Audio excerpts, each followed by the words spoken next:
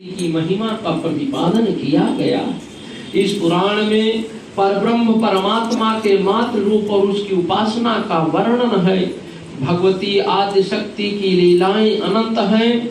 उन लीला कथाओं का प्रतिपादन ही ग्रंथ का मुख्य प्रतिपाद्य विषय है, जिनके सम्यक अवगाहन से साधकों भक्तों का मन देवी के पद्म पराग का भ्रमण बनकर मुक्ति मार्ग का पथिक बन जाता है।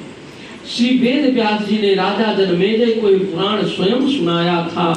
पूर्व काल में जनमेजय के पिता राजा परीक्षित तक्षक नाग द्वारा काट लिए गए, अतः पिता की संशुद्धि शुभ गति के लिए राजा ने तीनों लोकों की जननी भगवती देवी का विधिवत पूजन अर्चना करके 9 दिनों तक व्यास जी के मुखारविंद से इस श्रीमद् देवी भागवत पुराण का श्रवण किया। इस नवाह यज्ञ के पूर्ण हो जाने पर राजा परीक्षित ने उसी समय दिव्य रूप धारण करके देवी का सलोक प्राप्त किया। राजा जनमेजय अपने पिता की दिव्य गति देखकर और महर्षि वेद व्यास की विधिवत पूजा करके परम प्रसन्न हुए।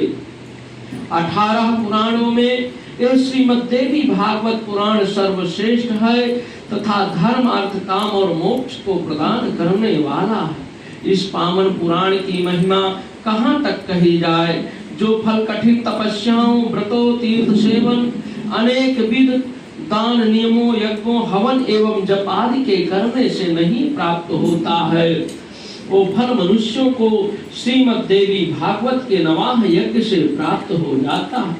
यद्यपि इस पुराण के कथा श्रवण में महीनों तथा दिनों का कोई नियम नहीं है, अतएव मनुष्यों द्वारा इसका सदा ही पठन श्रवण किया जाना चाहिए। वैसे आश्विन चैत्र माघ तथा आषाढ़ इन महीनों के चारों नवरात्रों में इस पुराण के श्रवण का विशेष फल बताया गया है।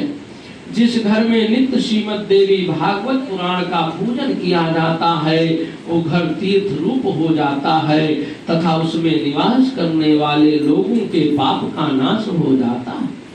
इस श्रीमद् देवी भागवत नामक परम पावन पुराण का प्राकट्य भगवती श्री जगदम्बिका के श्रीमुख से आधे श्लोक के रूप में हुआ।